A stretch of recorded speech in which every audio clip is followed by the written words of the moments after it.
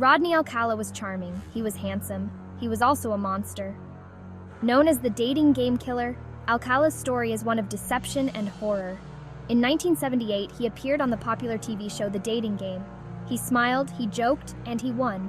But behind that smile was a man with a dark secret. A secret that would shock the world. Alcala's appearance on the show is infamous. It is chilling to watch knowing his true nature. The audience had no idea they were watching a serial killer. This essay delves into Alcala's life and crimes. It explores how he managed to evade capture for so long. It also examines the devastating impact on his victims and their families. His story is a stark reminder. Evil can wear a friendly face. It can hide behind charm and wit. Rodney Alcala's tale is a warning to us all, a reminder to always stay vigilant.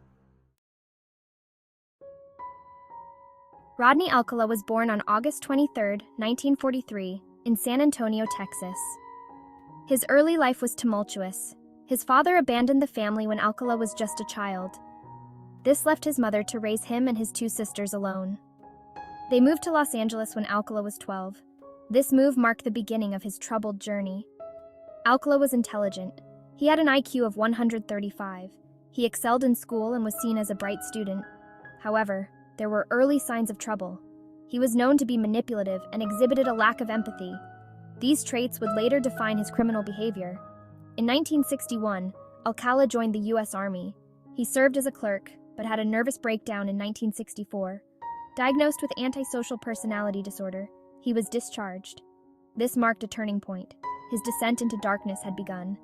After his discharge, Alcala enrolled at UCLA. He studied fine arts and seemed to be on a promising path. But beneath the surface, his sinister tendencies were growing. The stage was set for his transformation into one of the most notorious serial killers in history.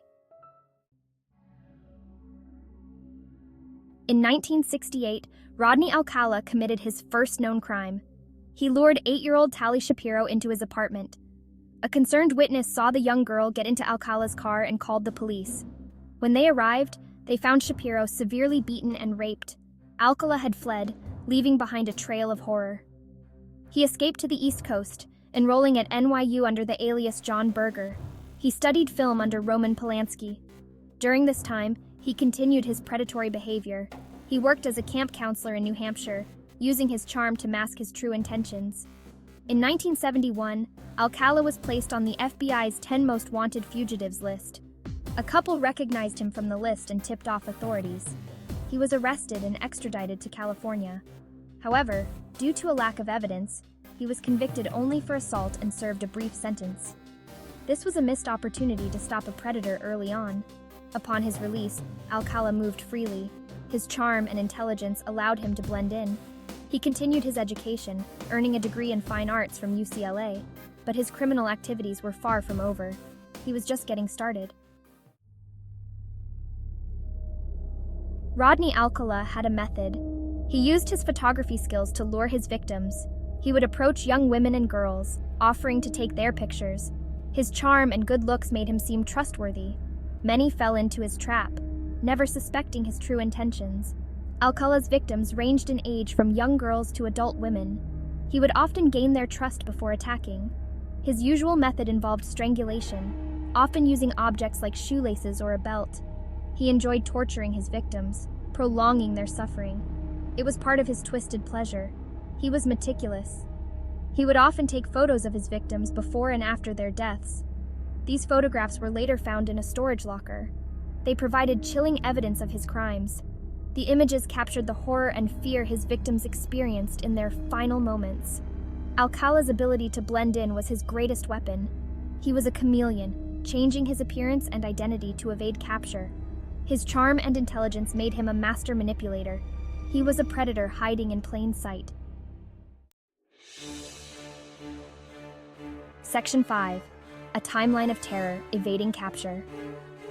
Rodney Alcala's reign of terror spanned over a decade.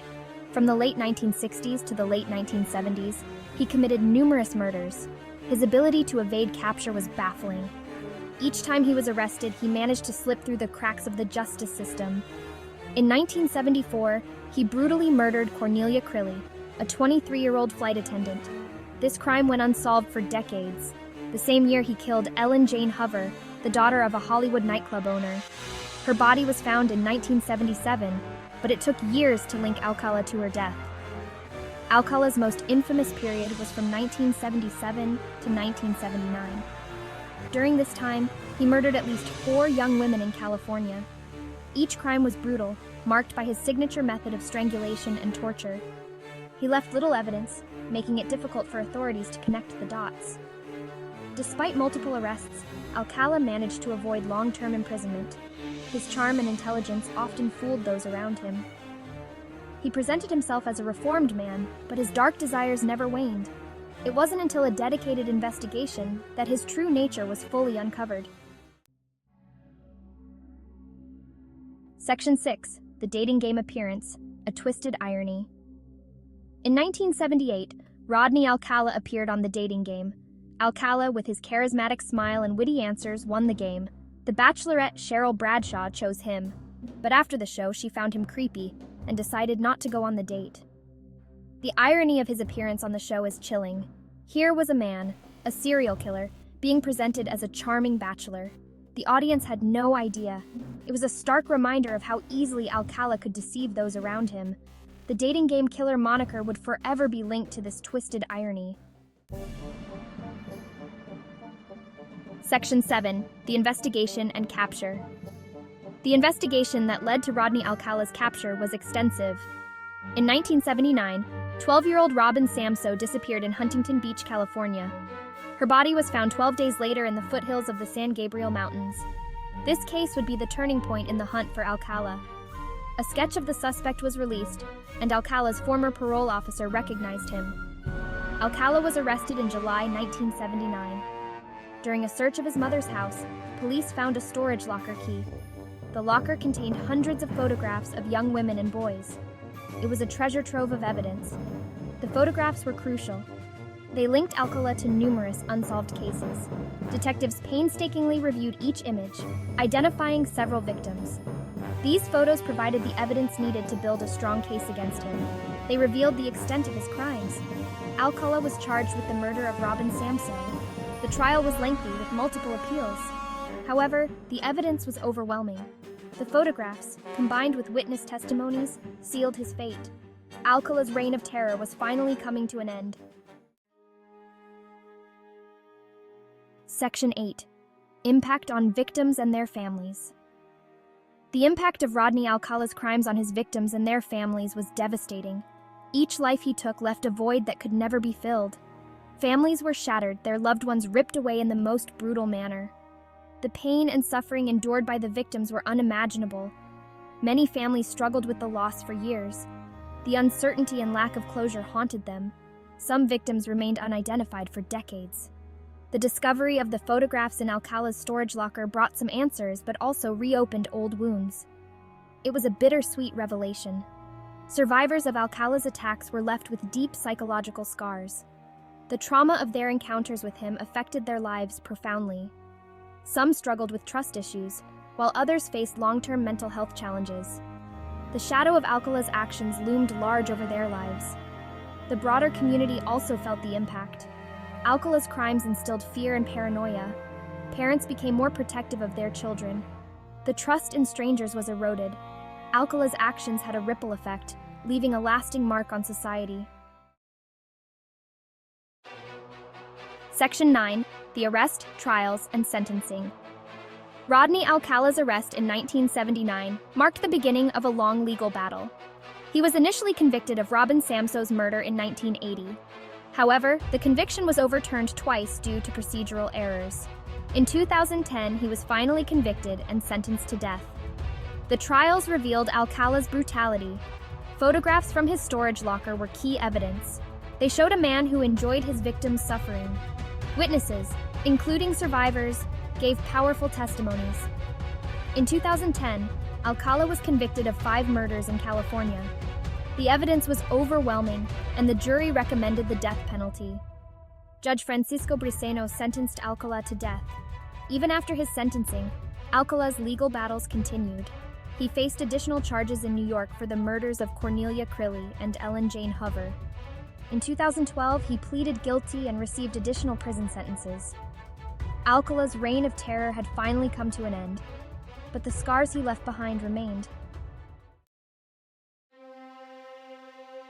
Section 10. Legacy and Ongoing Impact. Rodney Alcala's legacy is one of horror and caution. His crimes highlighted the dangers of trusting strangers.